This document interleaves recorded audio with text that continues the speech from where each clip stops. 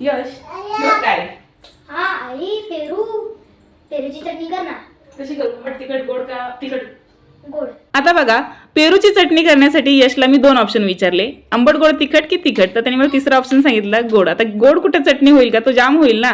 तरी मी चटणी तयार करायला घेतली आणि ना त्याने मला मध्येच येऊन विचारलं बरं काय, तू मिरची का टाकतेस.